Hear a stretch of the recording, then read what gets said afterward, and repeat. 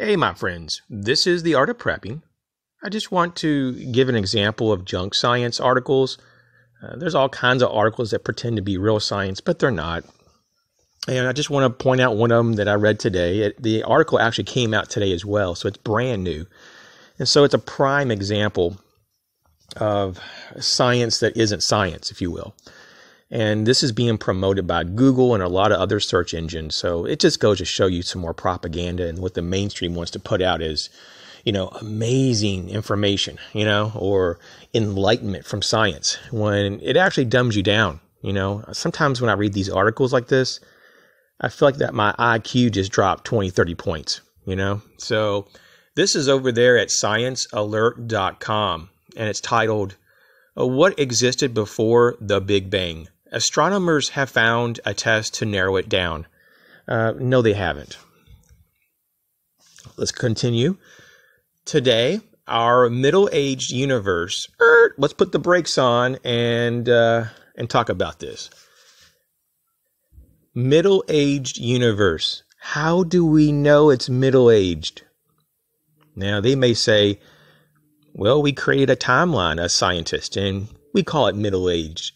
But is it really middle-aged? I mean, do we have other universes to compare our universe to? No.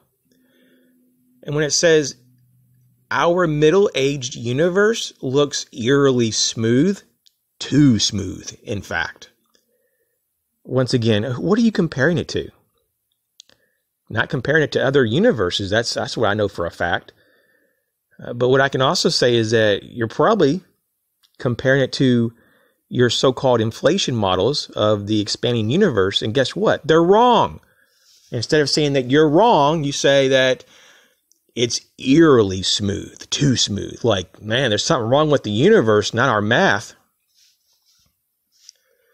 While a rapid growth spurt in time-space would explain what we see, science needs more than nice ideas. Oh, you mean the nice ideas of like our universe is middle-aged and it's too smooth?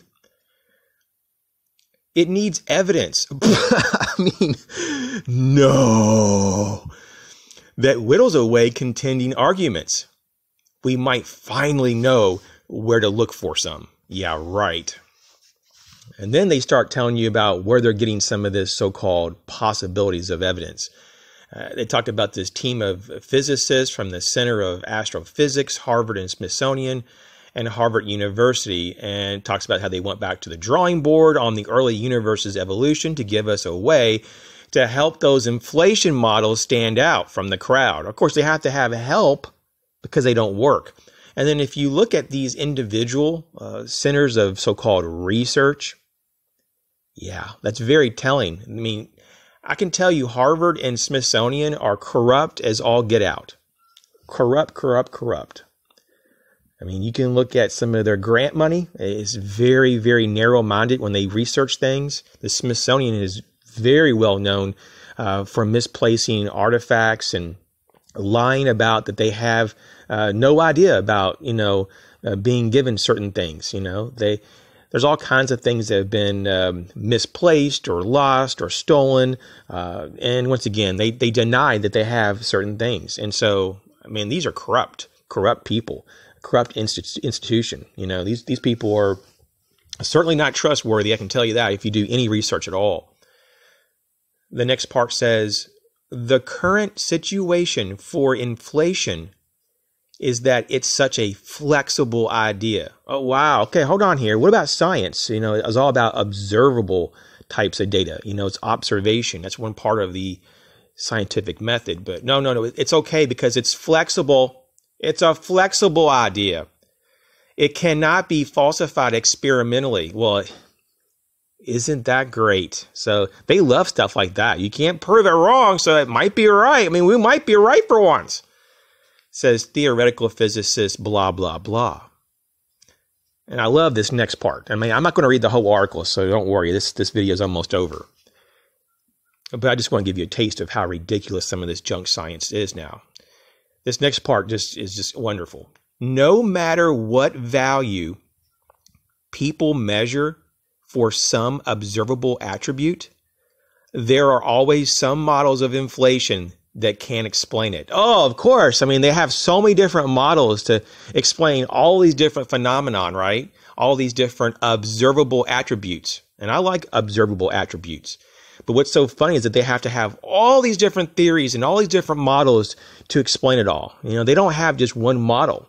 So it's so hilarious. They admit it right there, but they act like that. Oh, we got all the models set up to explain everything.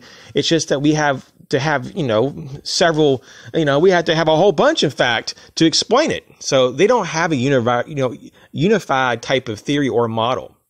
And that right there is a pretty big problem. That just means that they don't have a clue of how all this works together. The next part is, we've been convinced for some time that our universe is expanding. Well, I mean, I think I can agree with that. Its fabric slowly stretching out under the influence of some kind of strange, dark energy. Okay, dark energy. It's been around for a while, that theory.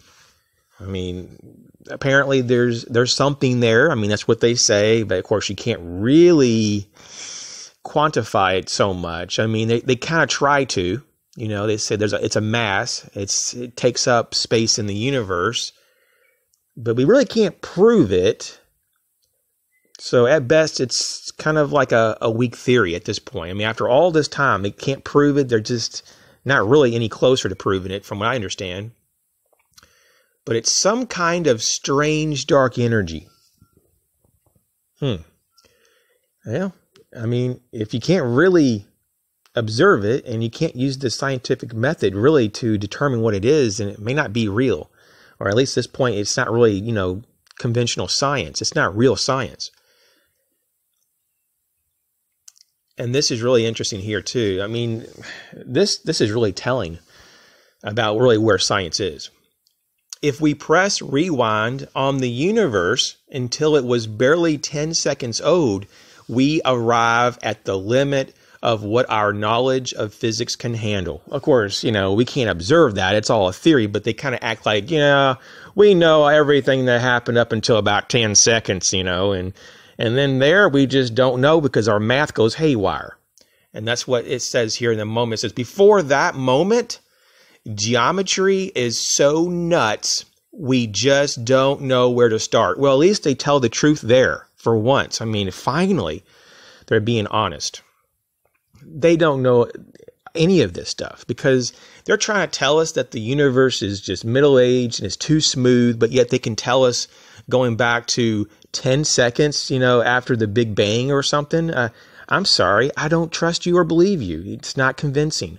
So I just wanted to give you an example and a little commentary. Hope it wasn't too smart aleck or, disrespectful to anybody, but I just, this is just really frustrating for me that this stuff is out there.